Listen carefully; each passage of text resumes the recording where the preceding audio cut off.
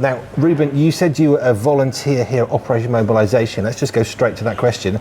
What made you want to volunteer a week of your time here in beautiful surroundings with a bunch of young people, some of whom probably are great and some of whom might be more challenging? What made you want to come here this week? So really it was the fact that I had a week off that I needed to book for work, and I used to be a youth leader, and I thought, why not use that week to empower the next generation? Yes, that'll work. Yes, because we need to invest. It's one of the things I've heard said, and I'm saying all the time, but so often I get frustrated with people saying, well, they're the church of tomorrow.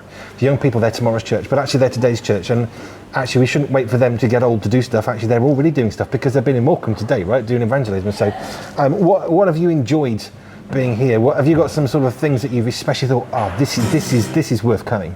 Yeah, so before I came here, I was praying that God would use me in a way that I wasn't expecting.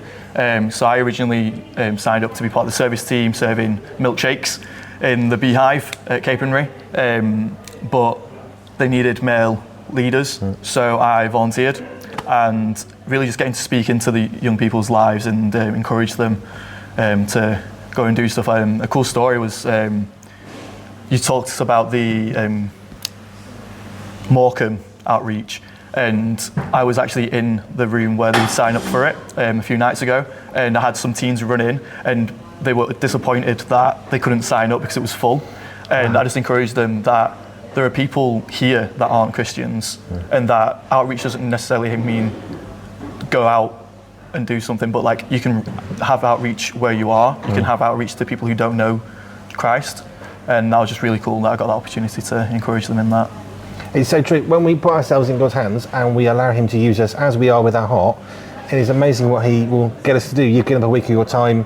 You didn't know you were going to have that conversation. These young people are disappointed, and yet you were there at that moment, which is the whole point of why you've put your heart here, because you can actually influence them. What's journey of faith for you? Where does God fit into your life that made you want to volunteer here for other people? So the story goes, I was brought up as a Christian. Very lucky in that sense, that I was raised by two parents who loved God and raised me in church. And we would go to a Christian camp called Grapevine down in the Midlands. And whilst I was there, when I was around 12 or 13, I think it was, I was in the youth tent, and they were doing a prayer session at the end of one of the evenings, and I just saw all the young people like crying and praying, and I was like, I want that, I want that. And I think that's really where it like built my passion for young people and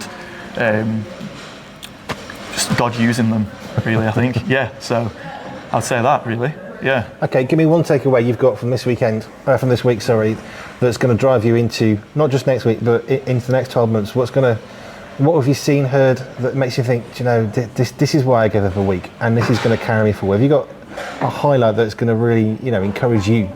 Yeah, so I was actually lucky enough to get to witness some of the young people in a prayer circle, and it wasn't something that we set up or anything that we asked them to do. They just did it by themselves, and they needed two leaders to go with them to sit in a room so they could have this prayer circle, and basically they were praying for each and every single person in this circle, because they're going to something called MTO next week, so it's another Christian camp, which is really cool. But like, I really got a sense of the fact that these people in this room aren't just young people, they're the next leaders of the church, they're the people that are going to be out there reaching people, and it was just really encouraging, and it challenged me, because I think it's very easy as a Christian to go, oh well, it's their job to do that, it's the people who like, oh, you have to be a special person to go on mission, when in reality it's normal people. The disciples were normal people. We're normal people. Like, what's stopping us apart from ourselves? I can't think of a better way to come to a very natural end of that interview. Thank you so much, Reuben.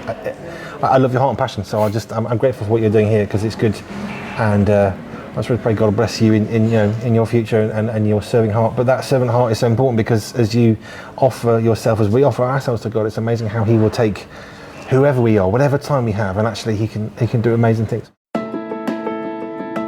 Here at Pure 24/7 Radio, we have had the privilege of speaking to some amazing people with amazing stories. So I was already doing the work of an evangelist, and then I discovered that there was a term for it. And then I realized, I really wanted to learn more about the Bible and Christianity. So I went to theological college. Most people think that my life as a marine biologist was spent riding on the back of a dolphin into the sunset. That's my view. Yeah, I did that never. Been on the road 35 years, man and boy, doing magic and comedy to communicate the gospel. When I started off in '88, I was doing escapology. I kind of took that on from a friend of mine called Pete Gilbert, who was a real pioneer in creative communication. If you have missed any of these interviews or would like to hear them again, you can. Simply head over to our catch-up section at www.pure247radio.org. That's www.pure247radio.org.